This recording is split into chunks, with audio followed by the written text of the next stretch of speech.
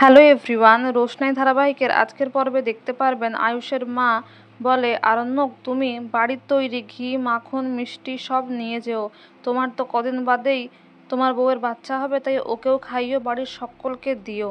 আর তারপরে আয়ুষের মা আরণ্যককে বলে যে কদিন বাদেই তো আমার নাতনির বিয়ে হবে, তোমাকে এখন থেকে নেমন্তন্ন করছি, আর আমার নাতির অন্নপ্রাশনেও এসো কিন্তু।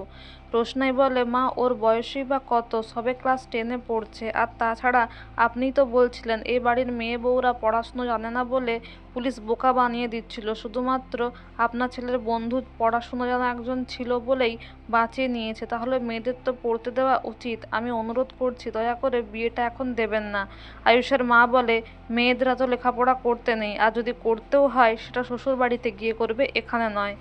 আরণ্যকের বাড়িতে দেখা যায় তার ঠাম্মি বলে ওঠে, দুষ্টুর বিয়েটা কি হবে, কিভাবে দেওয়া হবে সেটা নিয়ে কেউ ভাবনা চিন্তা করেছো? জাহ্নবী বলে, নেকলেস আর ইয়ারিং তো আমরা দেবো বলেছি, এর থেকে বেশি আমরা কিছুতেই আর খরচা করতে পারবো না। আরণ্যকের কথাও তোলে জাহ্নবী, বলে কেন, ওর দাদা কোথায় আছে, তাকে ডাকো, সে সব খরচা করুক। গরিমা এসে বলে, হ্যাঁ, ওর দাদা জানতে পারলে সেই খরচা করবে, আর যদি একটু কম পড়েও যায় আমার সেভিংস আছে, আমি দেব। তারপর রাজার বাবা বলে, আমারও কিছু সেভিংস আছে, সেটাও না হয় আমি দেব। কিন্তু দীপ্তজিৎ বলে, আমি অ্যাডভোকেট দীপ্তজিৎ, আমাকে কারো সাহায্যের দরকার নেই, আমাকে সাহায্য করতে হবে না, আমার যা সম্বল আছে তাই দিয়ে মেয়ের বিয়ে দিব। জাহ্নবী বলে, দেখো গরিমা, তুমি আরণ্যককে ছেড়ে দিয়েছো, ও মুম্বাই চলে যায়নি তো রোশনাইয়ের খোঁজে, ওই আপদটা যেন এই সংসারে আর না ওঠে, তুমি দেখো। গরিমা বলে যে ওর বন্ধুর বিয়েতেই গেছে এবং বৌভাতের ছবিও পোস্ট করেছে, আমি দেখেছি।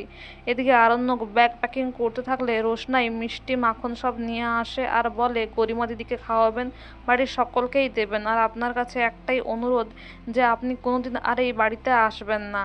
আরণ্যক বলে, আমার ভালো বন্ধু আয়ুষ, ও আমাকে নেমন্তন্ন করলে, জোর করলে আমি তোমার জন্য ওকে রিফিউজ করব?